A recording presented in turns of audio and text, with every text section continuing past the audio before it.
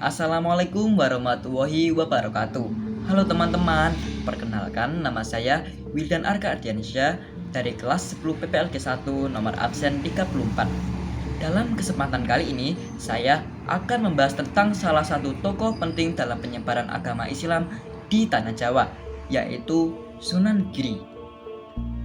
Nama asli dari Sunan Giri adalah Raden Paku, dan beliau memiliki nama panggilan lain, yaitu Ainul Yakin. Sunan Giri lahir di Blambangan, yang sekarang dikenal sebagai Banyuwangi, sekitar pertengahan abad ke-15 Masehi. Beliau wafat pada tahun 1506 Masehi dan dimakamkan di Dusun Giri, Desa Giri, Gresik, Jawa Timur. Sunan Giri berasal dari keluarga yang sangat religius. Ayahnya adalah Maulana Ishak, saudara kandung dari Maulana Malik Ibrahim atau disebut Sunan Gresik. Ibunya merupakan putri dari Raja Blambangan, yaitu Dewi Sekardadu.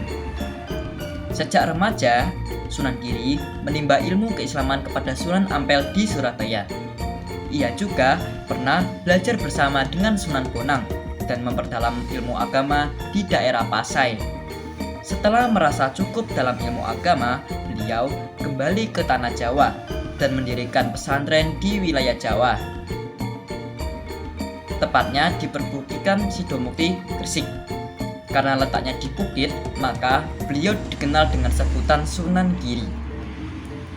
Pesantren Sunan Giri bukan hanya sebagai tempat pendidikan agama, tetapi juga menjadi pusat kekuasaan yang disebut Giri Kedaton.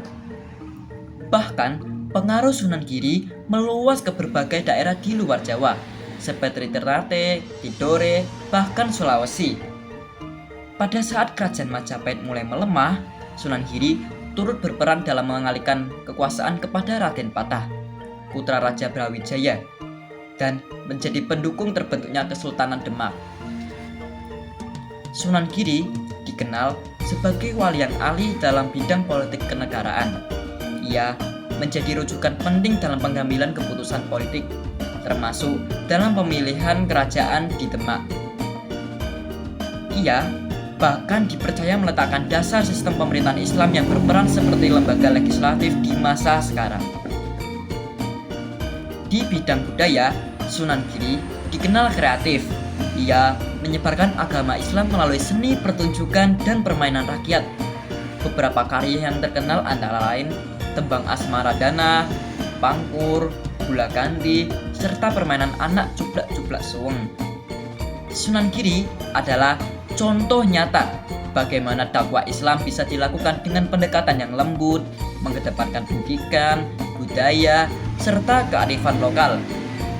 Beliau tidak memaksakan agama, namun menyentuh hati masyarakat melalui cara-cara yang bijaksana dan damai. Demikianlah sekilas mengenai perjalanan hidup dan peran besar Sunan Giri dalam penyebaran agama Islam di Indonesia.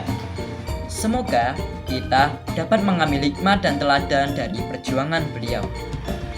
Sekian kisah dari Sunan Giri yang dapat saya sampaikan. Jika ada salah kata mohon dimaafkan. Wassalamualaikum warahmatullahi wabarakatuh.